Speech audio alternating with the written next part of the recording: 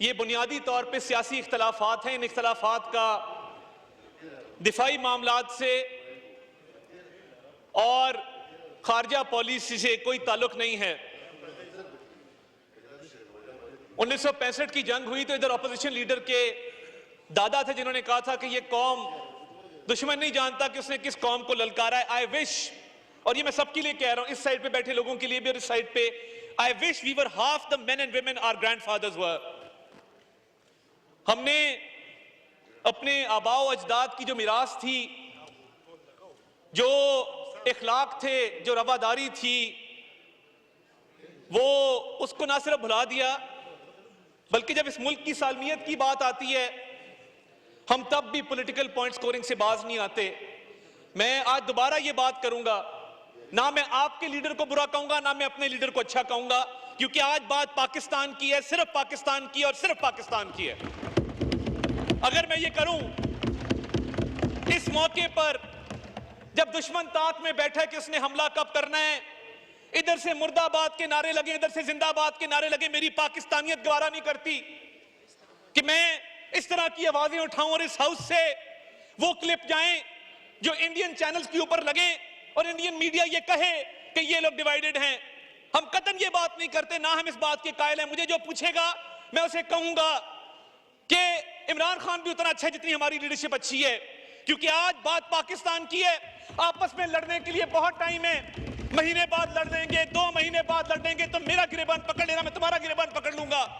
मगर किसी चीज का कोई वक्त होता है, कोई बात मौके की मुनासबत से होती है, कुछ अपने बड़ों से ही सीख लें। और मैंने आज जनरल अयूब खान के हवाले से जो बात की वो इसलिए की कि वो डायलॉग आज भी लोगों के ज़हनों में जिंदा है कि दुश्मन नहीं जानता उसने किस कौम को ललकारा है। हम तो उस वक्त नहीं थे, मगर हमने अपने बड़ों से सुना कि ये वो जज्बा था, ये वो कौमी यकजहती थी जो ये कौम रखती थी। और मुझे फख्र है कि आज बुचर ऑफ गुजरात की तमाम पॉलिसियां नाकाम हो चुकी हैं। मैं कल लाइन ऑफ कंट्रोल के पास बेला नूर शाह के एक कस्बे में मौजूद था। हम फॉरेन मीडिया को, लोकल मीडिया को वहां पर लेकर गए जहां पर भारत कहता था कि दहशतगर्दों के तरबियती कैंप मौजूद हैं, दहशतगर्दों को तरबियत दी जा रही है, और पीर चनासी से और बेला नूर शाह के कस्बे से दहशतगर्द सरहद पार गए हैं। दुश्मन मक्कार भी है, बदनीयत भी है और दुश्मन बेवकूफ भी है।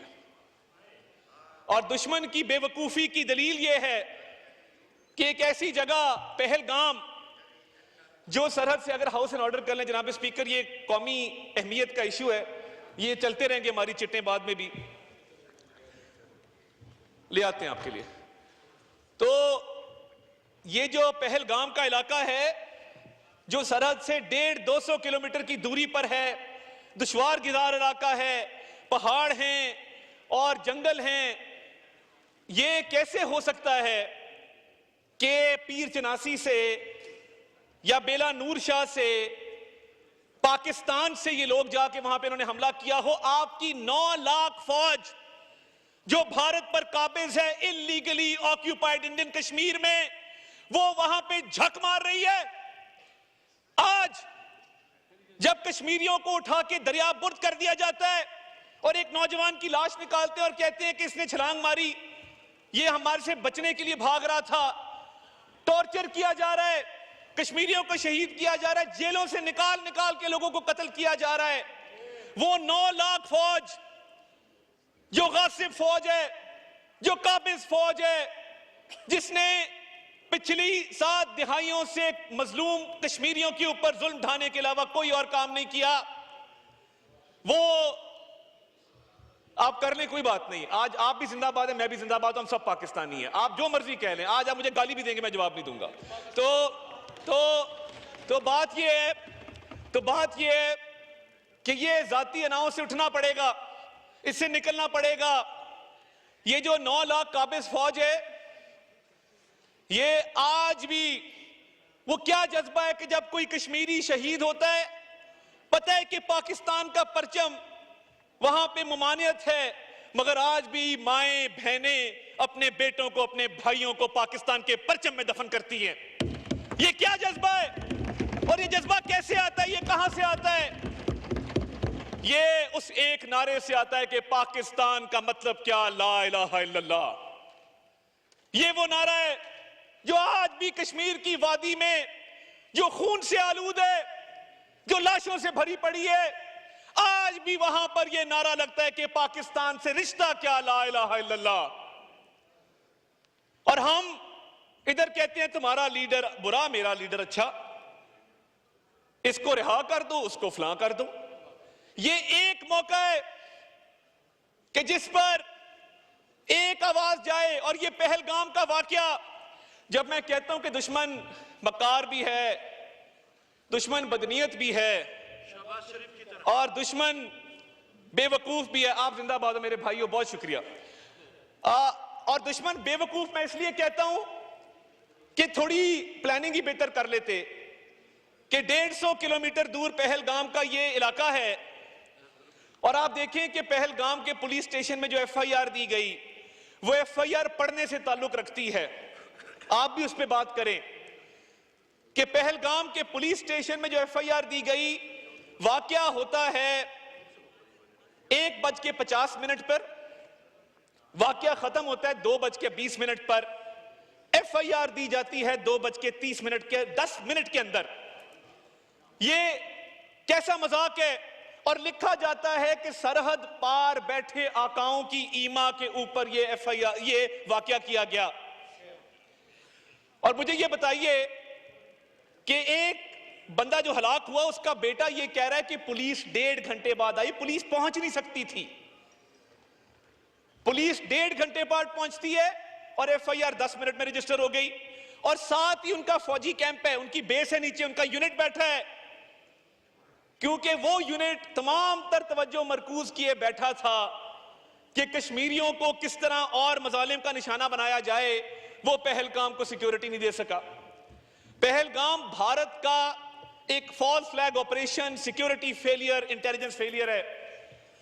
वो राहत इंदौरी एक भारत में शायर गुजरे हैं, वो कहते थे कि सरहद पर तनाव है क्या, पता करो चुनाव है क्या। ये क्यों कहा? ये जो बिहार के इलेक्शन की बात हो रही है और बिहार के अंदर बीजेपी के जो अजाइम हैं, ये फॉल्स फ्लैग ऑपरेशन उस लिए भी है, पाकिस्तान की इकोनॉमिक प्रोग्रेस को रोकने के लिए भी है। और इनका ख्याल था कि ऐसा फॉल्स फ्लैग ऑपरेशन करेंगे और ये एफआईआर ने सब कुछ एक्सपोज कर दिया। और आपने वो वीडियो देखी होगी, जो शख्स जिप लाइन के ऊपर जा रहा है, कहा गया कि इनडिस्क्रिमिनेट फायर है, बिला इश्ताल फायरिंग की गई है और चुन चुन के हिंदुओं को अलहदा करके मारा गया है। बिल्कुल झूठ है। एक मुसलमान भी इस वाकये में जहां बहक हुआ। और अगर इनडिस्क्रिमिनेट फायर होता तो बंदा जिप लाइन पे जो एंजॉय करता जा रहा है, नीचे नजर आ रहा है लोग किस तरह आराम से फिर रहे हैं, कुछ लोग भाग रहे हैं मगर बाकी लोग आराम से इत्मीनान से फिर रहे हैं, तो क्या ये दलील काफी नहीं है? और मैं ये समझता हूं कि पाकिस्तान ने नैरेटिव डोमेन में, पाकिस्तान ने डिप्लोमेटिक सतह पे भारत को जो मार मारी है, उनकी नस्लें याद रखेंगी इंशाअल्लाह ताला अल्लाह के फजल से। आज आप अल जजीरा की स्टोरीज देखें, आप न्यूयॉर्क टाइम्स को देखें, आप इकोनॉमिस्ट को देखें, मैं खुद CNN पे जाके पाकिस्तान का मुकदमा पेश करके आया हूं।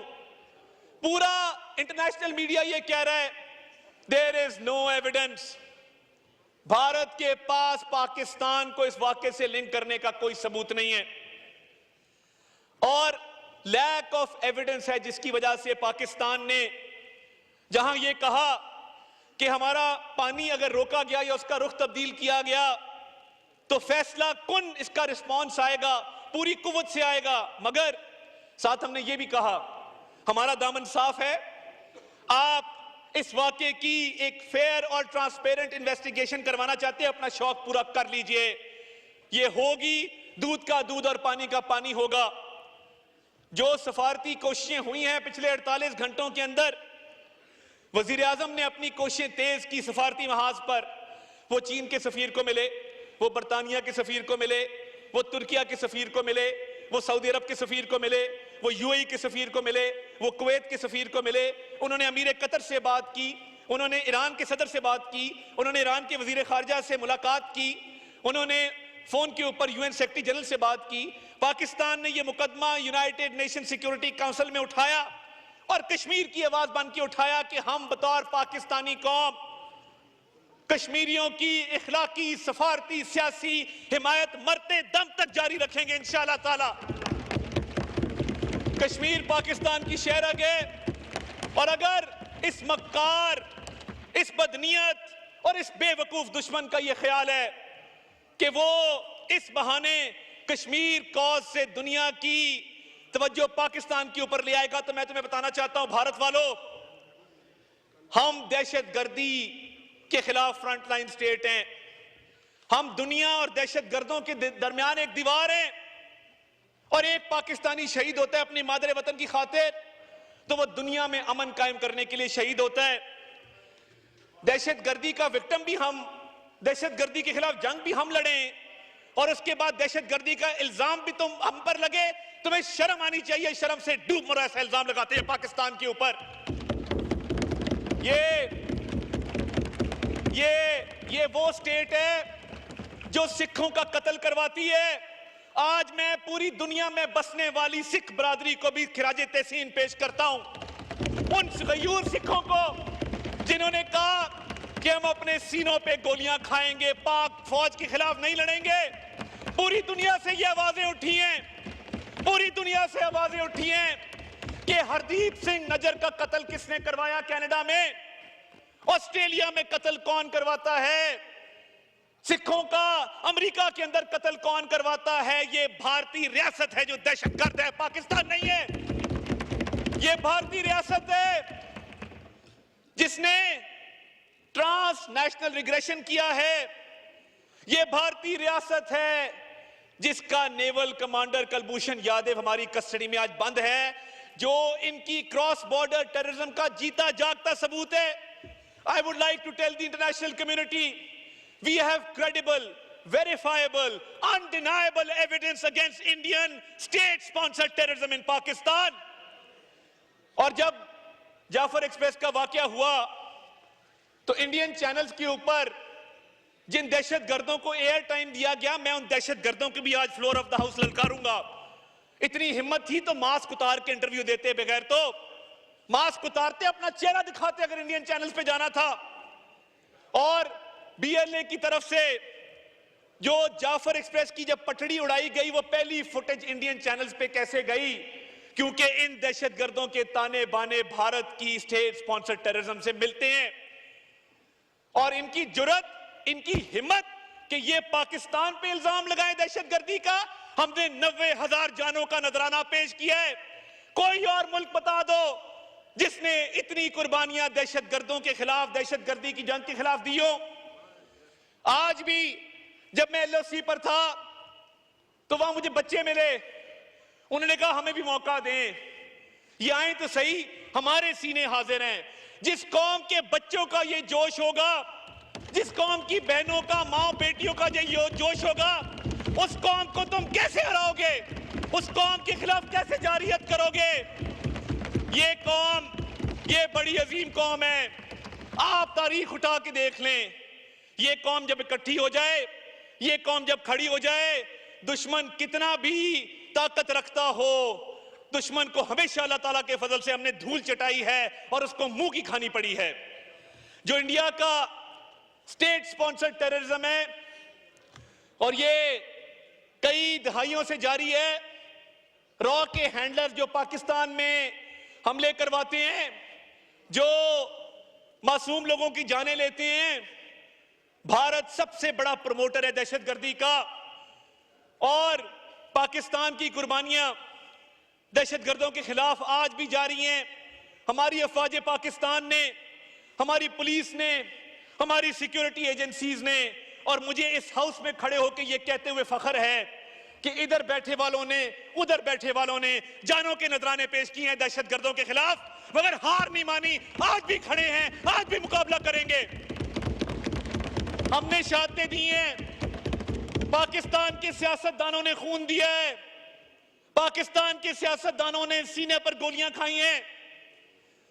ये कौम ऐसी कौम है जिसके हर तबके में हम सरशार हैं जज्बा शहादत से, जज्बा कुर्बानी से। कोई तबका ऐसा नहीं है जिसने दहशतगर्दों के खिलाफ कुर्बानी ना दी हो।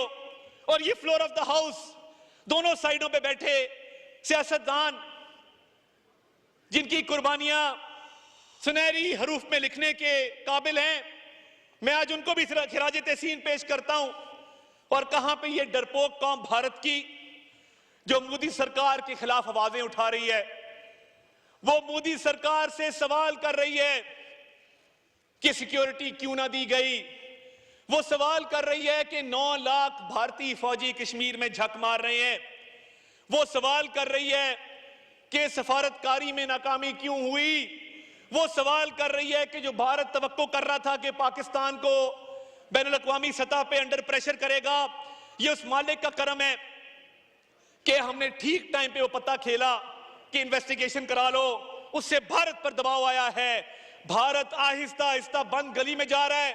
भारत की ऑप्शंस खत्म हो रही हैं और वो इस ताक में रहता है कि पाकिस्तान पर हमला करे। वो इतनी सी अपॉर्चुनिटी भी देखेगा तो वो इस तरफ आएगा। मगर अब की बार तुम आए, अब की बार तुम आए तो तुम्हारा वो हशर करेंगे कि तुम्हारी शक्ल नहीं पहचानी जाएगी इंशाल्लाह ताला। और रिस्पॉन्स मैं बता देना चाहता हूं, अफवाजे पाकिस्तान का वो रिस्पॉन्स होगा। हमने कभी पहल नहीं की। We are not the aggressors, we are not the provocateurs. मगर अगर हमारी तरफ बढ़े तो वो हशर करेंगे कि तुम्हारी नस्लें याद रखेंगी। और मैं ज्यादा टाइम नहीं लेना चाहता, मैं सिर्फ ये कहना चाहता हूं, आखिर में मैं इस शेर से अपनी बात को खत्म करूंगा। पूरी कौम इकट्ठी है, अफवाजे पाकिस्तान के पीछे खड़ी है और भारत का झूठ दिन ब दिन हम बेनकाब कर रहे हैं। कल हमारा एलओसी का विजिट पूरे भारतीय मीडिया ने दिखाया। हमारे अकाउंट बंद कर रहे थे तो हमने भी घर में घुस के मारा है। हमारे अकाउंट बंद किए थे इन्होंने। हमने सोचा कि इन्होंने अकाउंट बंद कर दिए, हम क्या करें। हमने एक तराना तैयार किया था, वो हमने जियो टैगिंग के जरिए वहां पे एड्स का एयर टाइम खरीद के हर इंडियन यूट्यूब चैनल के ऊपर अफवाजे पाकिस्तान का तराना चलाया। तो इंफॉर्मेशन डोमेन में भी हम खड़े हैं, इंफॉर्मेशन डोमेन में भी हम खड़े हैं, इंफॉर्मेशन वॉरफेयर भी हम लड़ रहे हैं, फ्रंट फुट पे लड़ रहे हैं। और ये अगर इंफॉर्मेशन वॉर में भी और आगे आए तो ऐसी मार मारेंगे, ऐसी मार मारेंगे कि अभिनंदन को भी भूल जाओगे। उसको तो चपेड़े पड़ी थी, तुम्हारा हुलिया बिगाड़ देंगे। तो ये जो इंडिया में इंफॉर्मेशन वॉरफेयर में वो हार तस्लीम करते जा रहे हैं, बंद गली में वो क्यों जा रहे हैं? क्योंकि उनका ख्याल था पाकिस्तान पे इल्जाम लगाएंगे, सफारती कोशिशें तेज करेंगे और पाकिस्तान पे दबाव आएगा। पाकिस्तान ने जब अपनी नेक नीति पर मबनी ये ऑफर की कि इन्वेस्टिगेशन करा लो तो टांगे कांपना शुरू हो गई। अब समझ नहीं आ रही कि इसका हल क्या निकालें। तो ये बंद गली में भारत जा रहा है और अगर इस बंद गली में जाते जाते कुछ जारियत का फैसला किया तो जवाब तो ऐसा आएगा। और अब की बार जवाब ऐसा होगा कि माएं अपने बच्चों को डराएंगी कि बेटा पाकिस्तान से पंगा ना लेना, रात को कहेंगी सो जाओ पाकिस्तान आ जाएगा। मैं एंड पे सिर्फ ये अशार पढ़ के आपसे इजाजत चाहूंगा। फिर शोर सलासिल में सरूर अजली है, फिर पेश नजर सुन्नते सज्जादे वली है। एक बर की बला कौंद गई सारे चमन पर, तुम खुश के सिर्फ मेरी शाखे नशीमन ही जली है। जो दो हक को सदाकत की शहादत सरे मक्तल, उठो कि यही वक्त का फरमाने जली है। और कब अश्क बहाने से कटी है शबे हजरा, कब कोई बला सिर्फ दुआओं से टली है। हम राह रवे दश्ते बला रोजे अजल से, और काफिला सालार हुसैन इब्न अली है। वफाकी वज़ीर इत्तलात व नशरियात अताउल्लाह तारड़ कौमी असम्बली में इजहार ख्याल कर रहे थे। उन्होंने कहा कि मुल्क की सालमियत का मामला सियासत से बालातर है, दुश्मन हमला करने की ताक में बैठा है। आज गुजरात के कसाई की तमाम पॉलिसियां नाकाम हो चुकी हैं। हमारा दुश्मन मक्कार भी है, बदनीयत भी है और बेवकूफ़ भी है। दुश्मन अगर बेवकूफ़ ना होता तो पहलगाम फॉल्स फ्लैग की मनसूबाबंदी ही कुछ बेहतर कर लेता। पहलगाम फॉल्स फ्लैग पर मोदी का मकरूह चेहरा दुनिया के सामने बेनकाब हो चुका है। पुलिस पहलगाम हमले के 1.5 घंटे बाद पहुंची, जबकि एफआईआर सिर्फ 10 मिनट में दर्ज कर ली गई। उन्होंने कहा कि पहलगाम वाकये की आड़ में भारत मकबूजा कश्मीर में फेक इनकाउंटर्स कर रहा है। हमने पूरी दुनिया के सामने अपना मुकदमा पेश किया है। पाकिस्तान ने डिप्लोमेटिक सतह पर भारत को वो मार दी है जो उनकी नस्लें याद रखेंगी।